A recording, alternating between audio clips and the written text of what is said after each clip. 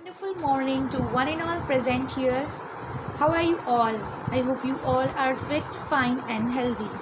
We are back with English subject and today we are going to start with class 8 and today we are going to undertake lesson number 2 of the unit 3, that is section 2, can we change this? Correct, we have successfully completed this whole story. I hope you understood the story. It is regarding a young girl who becomes the victim of untouchability. Here we are having two sects, that is one is palas and one is parayas.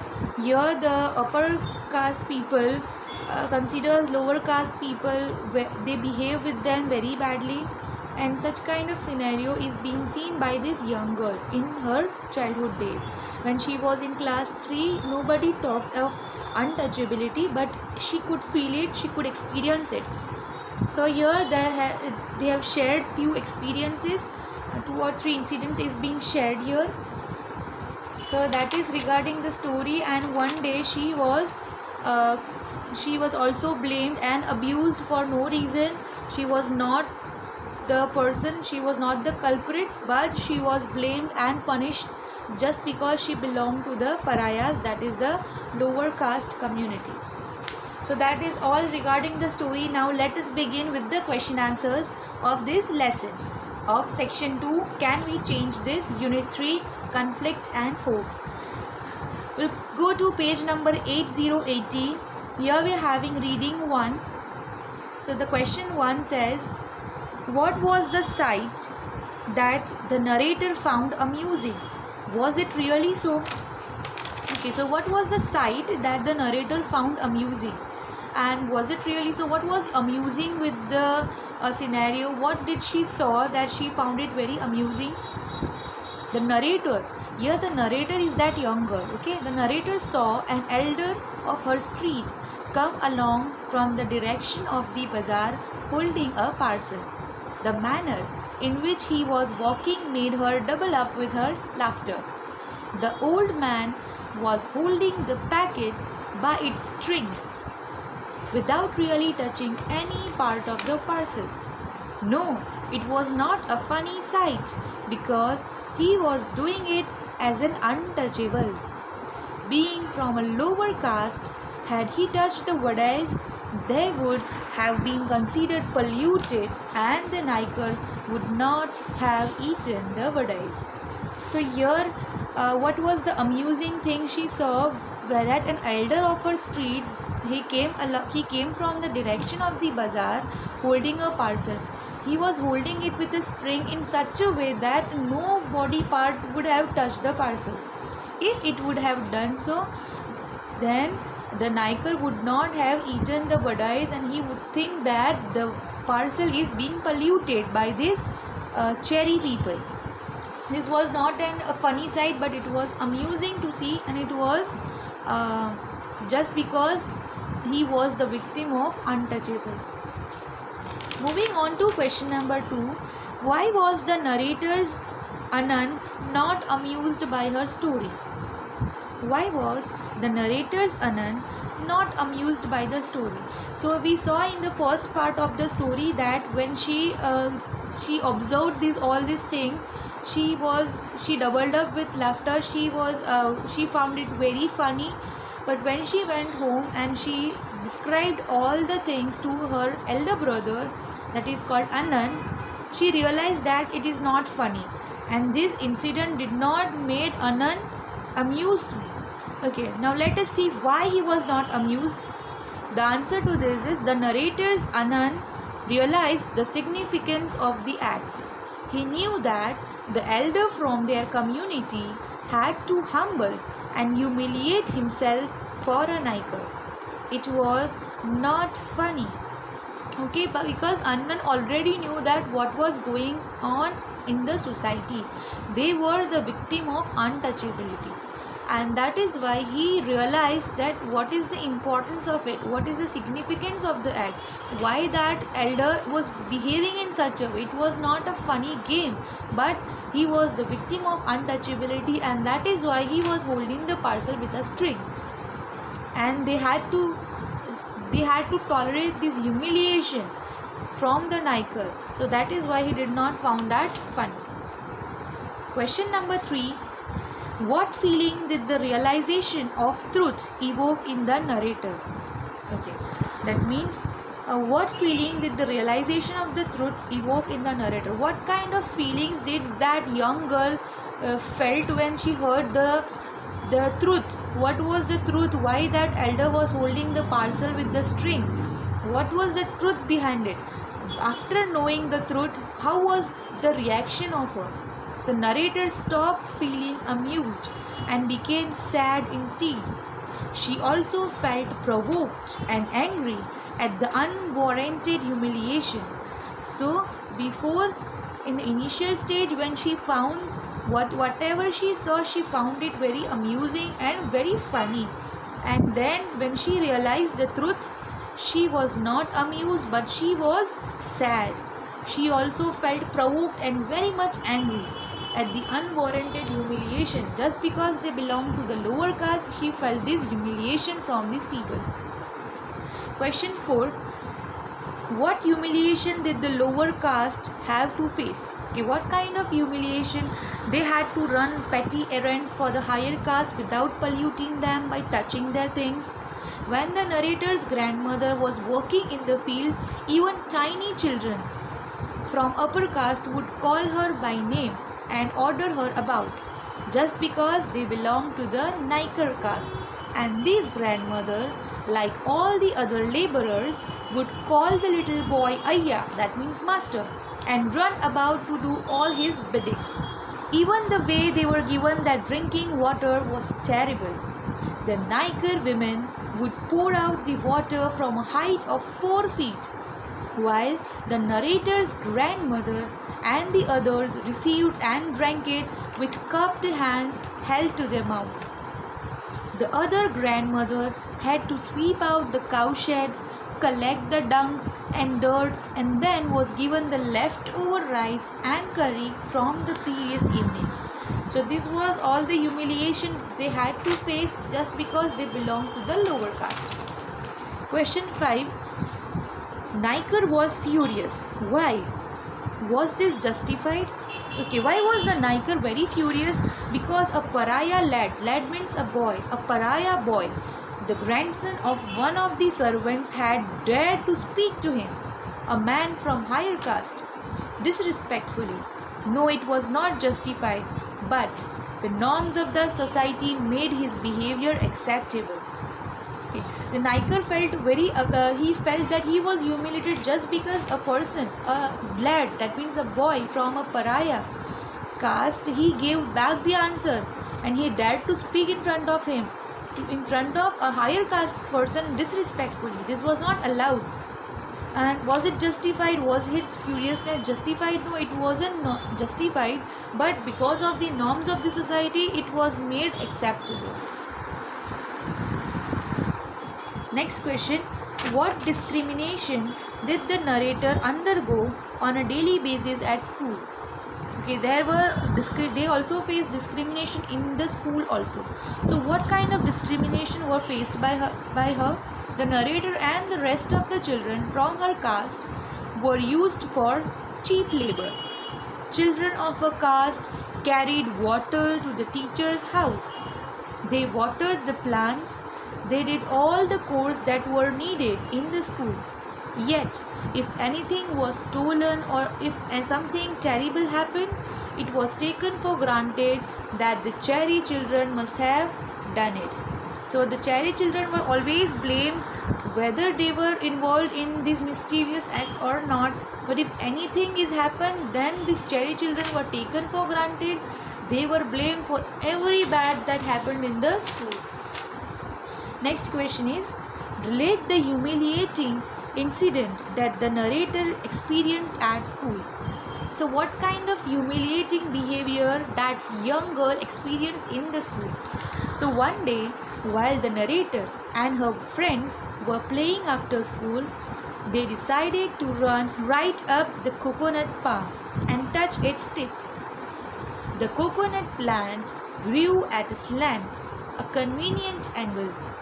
If one came running along from a distance at top speed, one could reach right to its tip and touch the coconut growing there.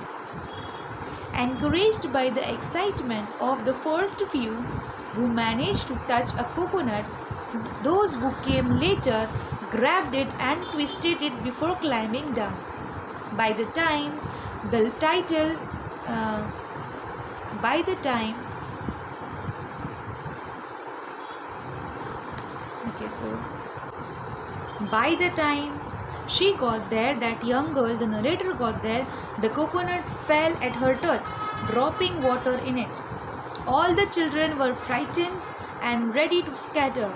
Everyone said that it was that narrator who plucked it. Then they all left there and ran home.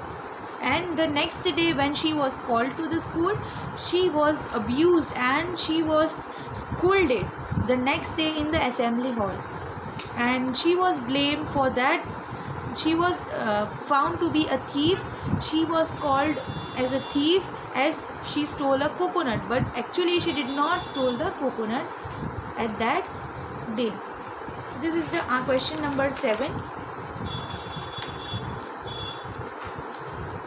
Moving on to reading 2, that is on page number 80. Question number 1. What socio-economic strata did the narrator belong to? Quote words and phrases from the text to support your answer. The narrator belonged to lower caste. What did it mean when they called us pariahs? She also makes it apparent by speaking of the laborers in the fields as our people. Later, she describes how both her grandmothers, working as servants in the homes of upper caste people, were treated. So this is how this is the support we get from the text. How was the narrator different from others who faced discrimination? The narrator was different in that she was angry about the way she was treated, while the others either accepted it as their fate or laughed at the situation. She was also being sent to school and being educated. She was good at studies and topped her class. Question 3 says, what alternative did Anand suggest to the narrator? Do you agree with him? Okay. Anand told her that the best way to gain acceptance and friends was through learning and education. And yes, it is true that through education we can get many friends and we can get acceptance in the society. Question 4 says, as the narrator, write a page in your diary after a humiliating day at school. So this is, you need to do it on your own. So this is just a sample answer. Moving on to page number 81 of the vocabulary. Unscramble the words in brackets to discover more about an anti-apartheid activist. So Stephen Biko was an illustrious anti-apartheid. Now you have been given ATACTIVIS activist. Now you have to unscramble the words. So there the answers are activists, second is empower, third is martyr, fourth is quest, and fifth is inspire. So these are the answers to the question on page number 81. Moving on to writing skill, that is a speech. As the narrator, write a speech for the morning assembly in your school criticizing untouchability. Your speech should persuade the students to think and condemn discrimination. So here you can see one speech is given, and here again you will be given one topic. So you need to write a speech. The opening paragraph and introduction to the words Dalit and Harijan are important. Now this is just a sample answer. You need to write it on your own. That how you will, if you have to give a speech on this untouchability, what would you write? So this is just a sample answer which you can refer. The PDF will be sent to you in the group.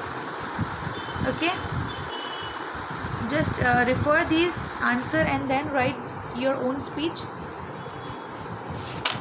Moving on to the last, speaking skill. Deliver your speech before the class or the assembly. So here you need to deliver when the schools will reopen, we will definitely have this thing, delivering speech. Then we have the listening skill. That's it for your lesson number unit 3. So I hope you understood the question answers. Kindly write the question answers in your notebook and complete your notebook. These question answers will definitely come in your exam, and this work completion also will give you marks. So kindly complete your books, refer the PDFs which will be sent to you in the group. With the help of this, write it in your notebook. Now I'll be showing you the video of this lesson. So you can watch this video and enjoy it, and you can also understand what kind of untouchability problem they face. So kindly watch this video, enjoy it, and then after you can write the question answers. So watch the video completely. I crossed the street of the palace and came to my street, the street of the pariahs. In a corner, a threshing floor had been set up, and the knacker watched the proceedings, seated on a piece of sacking spread over a stone ledge. Our people were hard at work, driving cattle in pairs, round and round, to tread out the grain from the straw. The animals were muzzled so that they wouldn't help themselves to the straw. I stood for a while there, watching the fun. Just then, an elder of our street came along from the direction of the bazaar, holding a parcel. The manner in which he was walking made me want to double up. I wanted to shriek with laughter at the sight of such a big man carrying a small parcel in that fashion. I guessed there was something like vade or green banana bhaji in the packet, because the wrapping paper was stained with oil. He was holding out the packet by its string, without really touching any part of the parcel itself. I stood there thinking to myself, if he holds it like that, won't the package come undone and the vades fall out? The elder went straight up to the landlord, bowed low, and extended the packet towards him, cupping the hand that held the string with his other hand. Knacker opened the parcel and began to eat the vades. After I had watched all this, I went home. My elder brother was there. I told him the story in all its comic detail. I fell about with laughter at the memory of a big man, and an elder at that, making such a game out of carrying the parcel. But Anand was not amused. Anand told me the man wasn't being funny when he carried the package like that. He said everybody believed that knackers were upper caste, and therefore must not touch anything touched by pariahs. If they did, they would be polluted. That's why he had to carry the package by its string. When I heard this, I didn't want to laugh anymore, and I felt terribly sad. How could they believe that? It was disgusting if a pariah held that package in his hands, even though the vade had been wrapped first in a banana leaf and then parceled in paper. I felt so provoked and angry that I wanted to go and touch those wretched vades myself straight away. Why should we fetch and carry for these people? I wondered. Such an eminent elder of ours goes off meekly to the shops to fetch snacks and hands them over reverently, bowing and shrinking to this fellow who just sits there and stuffs them into his mouth. The thought of it infuriated me. How was it that these fellows thought so much of themselves? Was it because they had scraped 4 coins together? What did it mean when they called us pariah? Had the name become that obscene? But we too are human beings. Our people should never run these petty errands for these fellows. We should work in their fields, take home our wages, and leave it at that. Both my grandmothers worked as servants for Naikar families. In the case of one of them, when she was working in the fields, even tiny children, born the other day, would call her by her name and order her about, just because they belonged to the Naikar caste. And this grandmother, like all the other laborers, would call the little boy Ayya, master, and run about to do his bidding. It was shameful to see them do this. Even the way they were given their drinking water was disquieting to watch. The Naikar women would pour out the water from a height of 4 feet, while Pati and the others received and drank it with cupped hands held to their mouths. I always felt terrible when I watched this.